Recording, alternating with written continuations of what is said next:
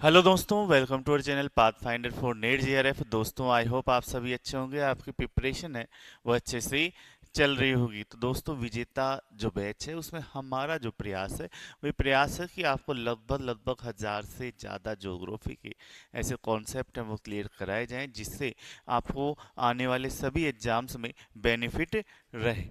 ठीक है, तो इसी श्रृंखला में आज हम चलेंगे। एक इम्पोर्टेंट क्वेश्चन है, वो सभी एग्जाम्स में पूछा जाता है कि स्थल आवृत या स्थलबद्ध राज्य, जिसे हम बोलते हैं लैंड लॉक्ड स्टेट, वो क्या होते हैं।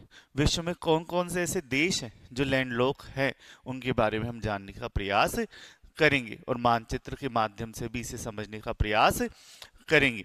राजनीतिक भूगोल का ये टॉपिक है, इंपॉर्टेंट टॉपिक है, जिससे क्वेश्चन पूछे ही जाते हैं। उसके साथ साथ जो भी बच्चे नेट जेआरएफ की पेड कोर्स लेना चाहते हैं, इसके अलावा सेट हुआ, फर्स्ट ग्रेड हुआ, प्रयोगशाला सहायक, कॉलेज लेक्चर, उन सभी के क्लासेस ऑनलाइन ऑफलाइन या नोट्स या टेस्ट सभी कुछ आपको पाथफाइंडर लर्निंग ऐप पर अवेलेबल है, जिसका लिंक आपको डिस्क्रिप्शन में दिया गया है। ठीक है, तो पहले अपन समझते हैं लैंड लॉक स्टेट होते क्या है। यानी वो देश, वो राज्य जो चारों ओर से किससे घिरे हो, भूमि से घिरे हो, या फिर हम इसे बोल सकते हैं उनके पास कोई तटीय रेखा ना हो, है ना। इसमें दो तीन कंडीशन आ जाती है, आप कंफ्यूजन हो जाते हैं बच्चे बार बार, तो मैं वहां पे क्लियर करने का प्रयास कर रहा हूं। पहला, चारों ओर से घिरे हो।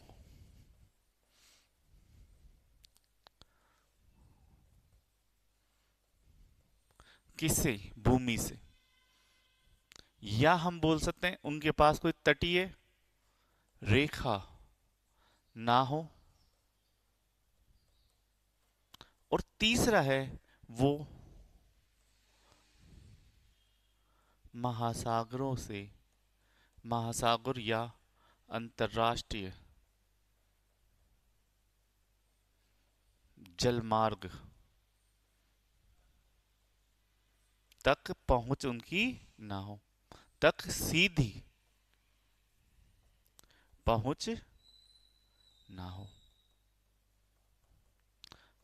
ये दो तीन तरह से आप इसको मॉडिफाई कर सकते हो। ठीक है, तो इस तरह से हम बोलते हैं कि अब वो देश जो चारों ओर से स्थल से घिरे हुए होते हैं, उन्हें अपन किस नाम से जानते हैं, लैंड लॉक कंट्री के नाम से जानते हैं। विश्व में अगर देखें कि बहुत सारे देश हैं, 200 प्लस देश हैं, तो उनमें कितने देश ऐसे हैं जो लैंड लॉक है, तो उसकी अगर अपन बात करें तो विश्व में 44 ऐसे देश हैं जो लैंड लॉक।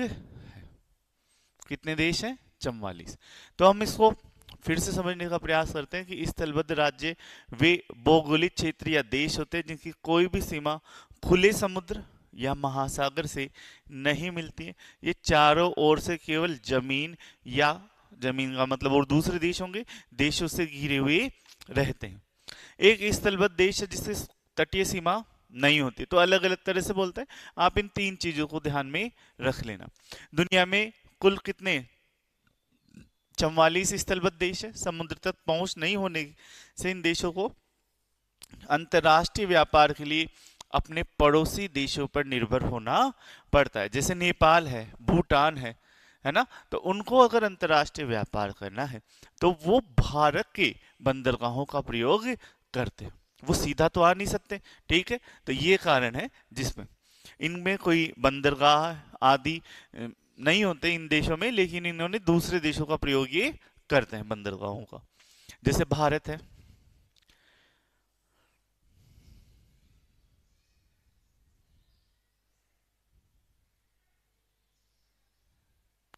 तो यहां पर नेपाल है, अब ये बंगाल है, ये हुगली बंदरगाह का प्रयोग करता है, और भूटान है, वो किसका प्रयोग, वो भी इसी का प्रयोग करता है। तो ये दोनों देश अंतर्राष्ट्रीय सीमा नहीं लगाते, तो ये ध्यान रख लेना। अब जो लैंडलॉक देश होते हैं वो कितने प्रकार के होते हैं, दो प्रकार के होते हैं। एक होते हैं एकल स्थलबद्ध, यानी चारों ओर से है, फिर बाद में तटीय तट ये देश आ जाए या उपनदेश आ जाए। दूसरे होते हैं दोहरे स्थलबद्ध, यानी वो खुद भी लैंडलॉक है। जैसे एकल स्थलबद्ध में क्या होगा, ये देश है, ये लैंडलॉक है, इसके चारों ओर के देश हैं, पर वो कैसे हैं,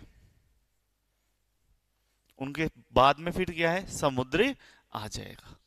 तो ये हो गया एकल स्थलबद्ध, एक ही भी। लेकिन दोहरे में क्या होगा, दोहरे में ये जो देश है वो भी लैंडलॉक ही है। अब जो समुद्र है वो कहां पर है, यहां पर। तो अब ये वाला जो देश है वो कैसा हो जाएगा, दोहरे लैंडलॉक हो जाएंगे। इनके लिए तो और भी ज्यादा समस्या, इनसे भी अच्छा रिश्ता रखो और फिर इनसे भी अच्छा रिश्ता रखो, ठीक है। तो ये वे देश जो चारों ओर से अन्य देशों से घिरे हो, लेकिन उन पड़ोसी देशों की अपनी समुद्री सीमा है वो, जैसे अफगानिस्तान, नेपाल। अफगानिस्तान हुआ, नेपाल हुआ, घिरा हुआ है, लेकिन पड़ोसी देश कौन है, भारत। भारत की समुद्री सीमा है। जैसे भूटान, भूटान की भारत की समुद्री सीमा है। अफगानिस्तान पाकिस्तान से भी घिरा हुआ है, भारत से भी, तो इनकी समुद्री सीमा है, ठीक है। तो ऐसे देश इसमें शामिल होते हैं। दोहरे स्थलबद्ध में कौन से होंगे, वे देश जो ऐसे देशों के घिरे हो जो खुद भी क्या हो, स्थलबद्ध हो। जैसा मैंने बताया, अब ये कैसे हैं, खुद भी स्थलबद्ध है, ठीक है। तो ऐसी स्थिति में ऐसे देश कैसे कहलाते हैं, दोहरे स्थलबद्ध कहलाते हैं। दुनिया में केवल दो ही देश ऐसे हैं जो दोहरे स्थलबद्ध है। एक तो यूरोप में लिechtenstein और दूसरा उज्बेकिस्तान एशिया में। तो ये अच्छे से ध्यान रख लेना, दो देश ही दुनिया में दोहरे स्थलबद्ध है मात्र। और टोटल कितने हैं देश, 44। तो 44 को 42 प्लस 2 कर लेना। फिर इन देशों का क्या प्रभाव पड़ता है आर्थिक सामाजिक रणनीति को अपन देखें तो व्यापारिक बाधाएं आती है, ठीक है, क्योंकि इनके पास समुद्री जो सस्ता मार्ग है वो उपलब्ध नहीं होता। दूसरा, दूसरे देशों पर भी निर्भर रहना पड़ता है। अब अगर जैसे भारत और नेपाल का रिश्ता खराब हो जाए, मान ले, ये जूम कर ले, तो भारत क्यों ही उसे अपना समुद्र यूज करने देगा। तो उसके लिए तो फिर परेशानी वाली बात होगी या नहीं होगी, होगी। तो उनको दूसरे देशों पर भी निर्भर रहना पड़ता है और व्यापारिक बाधाएं भी उन्हें झेलनी पड़ती है। समुद्री मार्ग सबसे सस्ता परिवहन मार्ग है जो उनको उपलब्ध नहीं होता, स्थल से चलना ही पड़ता है। स्थलबद्ध देशों को माल आयात निर्यात करने के लिए पड़ोसी देशों पर निर्भर रहना पड़ता है, साथ ही साथ उन्हें शुल्क भी देना पड़ता है, जिससे वस्तुएं महंगी हो जाती है, ठीक है। जो अभी ट्रंप वाला चल रहा है, टेरिफ वाला मामला, तो वो भी हम देख सकते हैं। टेरिफ ले रहा है कि मेरे देश में अगर अमेरिका में आपको वस्तुएं बेचनी है तो आपको मुझे टैक्स देना पड़ेगा, जिससे वस्तुएं क्या हो जाती है, महंगी हो जाती। फिर आता है सुरक्षा। इन देशों को समुद्री हमलों का डर नहीं होता, लेकिन पड़ोसी देशों के साथ संबंध खराब होने पर इनकी अर्थव्यवस्था क्या हो जाती है, पूरी तरफ से ठप हो जाती है। अब नेपाल को तो समुद्री हमले का डर नहीं है कि आप ब्रिटिश आ जाएंगे यूरोप से और नाव से हमारे ऊपर हमला कर देंगे, लेकिन भारत से अच्छे रिश्ते रखना उसकी मजबूरी ही है, क्योंकि भारत से रिश्ते खराब तो पूरी अर्थव्यवस्था उसकी क्या हो जाएगी, नष्ट हो जाएगी, ठीक। फिर आता है विकास। यूएन के अनुसार अधिकांश स्थलबद्ध जो देश है वो विकासशील देश है। बुनियादी ढांचे और उच्च परिवहन लागत के कारण आर्थिक रूप से पिछड़े ही रहते हैं, ठीक है, क्योंकि उनको हर चीज का ज्यादा वैल्यू देनी पड़ती है, व्यापार भी सीमित ही हो पाता है उनका, ठीक है। तो ये कारण है। फिर आता है विश्व के, अगर अपन स्थलबद्ध देशों की बात करें तो उनको महाद्वीप के हिसाब से उनकी सूची देखते हैं अपन, ठीक है। तो एशिया महाद्वीप में टोटल कितने देश हैं, 12 देश है जो स्थलबद्ध है। जैसे अफगानिस्तान, ये याद कर लेना आप, आर्मीनिया, भूटान, उज्बेकिस्तान, लाओस दक्षिण पूर्वी एशिया का एकमात्र स्थलबद्ध राज्य है। कौन सा, लाओस। कहां पर आता है ये, मलय प्रायद्वीप में आता है। किसमें, मलय प्रायद्वीप में यह आता है, लाओस, ठीक है। उसके बाद में कजाकिस्तान, दुनिया का सबसे बड़ा स्थलबद्ध राज्य या देश हम बोल सकते हैं, ठीक है। Kyrgyzstan, Mongolia, Nepal, Tajikistan, Turkmenistan और उज्बेकिस्तान जो दोहरा स्थलबद्ध राज्य है, एशिया का एकमात्र स्थलबद्ध, दोहरा स्थलबद्ध राज्य एकमात्र, ठीक है। अब यहां पे ये कजाकिस्तान ये इंपॉर्टेंट है। बहुत से बच्चे ऐसे बोलते हैं कि सर, अगर कोई देश है, कोई राज्य है, उसकी सीमा समुद्र से लगी, ठीक है, तो वो स्थलबद्ध, वो समुद्र के झील से लगी या सागर से लगे तो वो स्थलबद्ध नहीं होगा। लेकिन ऐसा नहीं है, वो स्थलबद्ध ही होगा। क्यों होगा, मैं समझाता हूं। देखो, यहां पे हमारे पास ये है, इसको मैं बड़ा कर लेता हूं। ये है आपका कौन सा, कजाकिस्तान, ठीक है। यहाँ पर ऊपर आपका रूस है, मंगोलिया हो गया, किर्गिस्तान हो गया, उज्बेकिस्तान हो गया, तुर्कमेनिस्तान हो गया। यहाँ पर ये आपका कौन सा है, कैस्पियन सागर। अब कजाकिस्तान है, वो कैस्पियन सागर में आ सकता है, ठीक है, लेकिन कैस्पियन सागर खुद ही स्थलबद्ध है ना। कैस्पियन सागर क्या है, खुद से भी स्थलबद्ध, अब इससे बाहर हम नहीं जा सकते, है ना। यहां से आओ घूम के फिर वापस चले जाओ। ईरान हो गया, ये ब्लैक सी हो गया, जॉर्जिया हो गया, तो यहाँ पर हमें आना पड़ेगा। अपन समुद्र में तो जा नहीं सकते, तो इसलिए हम इसको भी क्या मानते हैं, स्थलबद्धी। स्थलबद्ध कब नहीं होगा, जब हम समुद्र में चले जाए, है ना। जैसे भारत हुआ, इधर आया, हिंद महासागर में, अटलांटिक किधर भी जा सकता है भारत, ठीक है। लेकिन वैसी सुविधा आपके साथ नहीं है, ठीक है। हाँ, मान लिया कि कैस्पियन सागर है, उससे आप टच हो रहे हैं, पर कैस्पियन सागर में घूम के आ जाओ, है ना। आप, इसका मतलब तो ये नहीं कि कैस्पियन सागर में चले गए तो आप भारत भी आ जाओगे, मुंबई तक नहीं आ सकते, ठीक है। तो वो एक कारण है जिस वजह से हम इन्हें स्थलबद्ध ही मानते हैं। तो ये ध्यान रख लेना सारे बच्चे।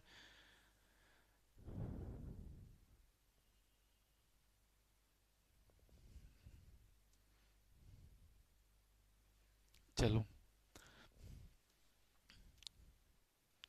तो ये 12 देश एशिया के हो गए।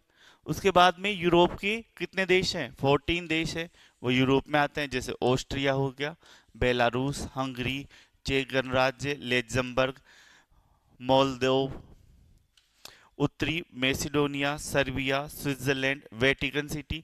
दुनिया का सबसे छोटा देश है वेटिकन सिटी, जहां पे कौन रहता है, पॉप।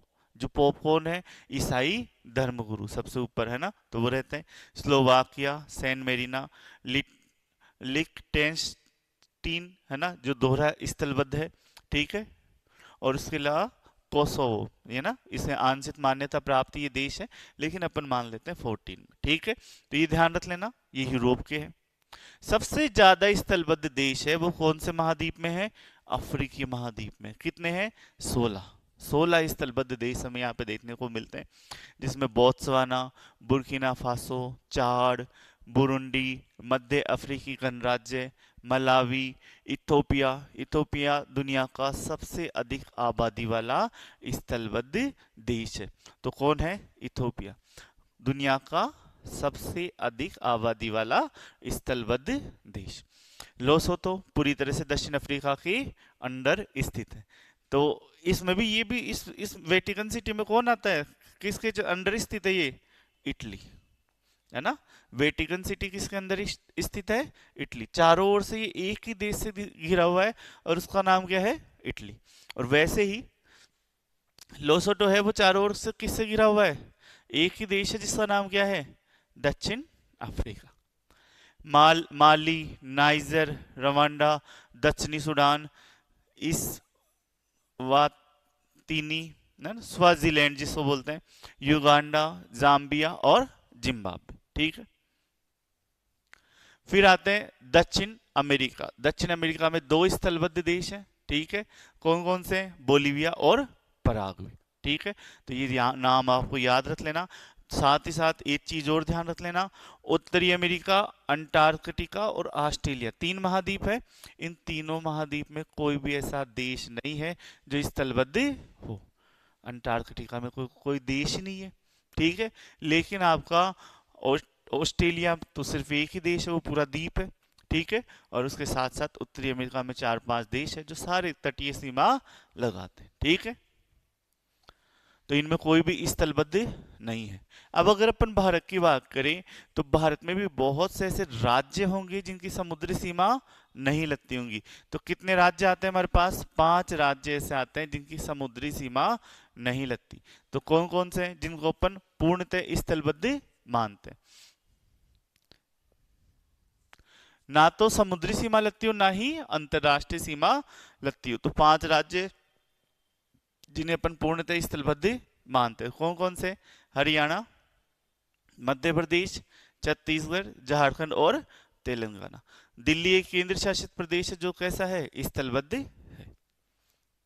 फिर इसी चीज को अगर अपन देखें कि एशिया में, दक्षिण पश्चिमी एशिया में कौन सा देश स्थलबद्ध है, तो वो कौन सा है? जॉर्डन, है ना। दक्षिणी एशिया में अफगानिस्तान, नेपाल और भूटान। एरिया वाइज अपन बांटे तो यहां से पूछ लेते हैं। दक्षिणी पूर्वी एशिया में तो एकमात्र है लाओस। पूर्वी एशिया में मंगोलिया। और बचे जितने स्थान, किर्गिस्तान, ताजिकिस्तान, तुर्कमेनिस्तान, है ना, वो सारे कहाँ आ जाएंगे? मध्य एशिया। भूमध्य रेखा के आसपास वाले राज्य कौन से हैं? अफ्रीका वाले, जैसे चाड, नाइजर, माली, बुर्किना फासो, अफ्रीकी गणराज्य, दक्षिणी सूडान, इथोपिया, युगांडा और बुरुंडी, है ना। भूमध्य रेखा के दक्षिण में कौन से है अफ्रीका में? तो जाम्बिया, जिम्बाब्वे, मालवी, बोत्सवाना और स्वाजीलैंड, है ना। लोसोतो भी आ जाएगा ना, वो भी दक्षिण में ही है। ठीक है। यूरोप के स्थलाबद्ध राज्य तो ये तो अपन ने देख लिए। अन्य में वेटिकन सिटी, सेंट मेरिना, उत्तरी अमेरिका, और इसमें कोई भी स्थलबद्ध राज्य नहीं है। तो इस तरह से था। आई होप आप सबको अच्छा लगा होगा क्लास। पर दूसरा चीज ये है कि इसमें ये जो देशों के नाम है ये आपको याद करने होंगे। बाकी स्थलबद्ध राज्य क्या होते हैं, स्थलबद्ध देश क्या होते हैं, लैंड लॉक्ड जो कंट्रीज हैं वो किस तरह से हम उन्हें परिभाषित करते हैं, क्या उनका कॉन्सेप्ट होता है। आई होप आप सभी को अच्छे समझ में आ गया होगा। Thank you.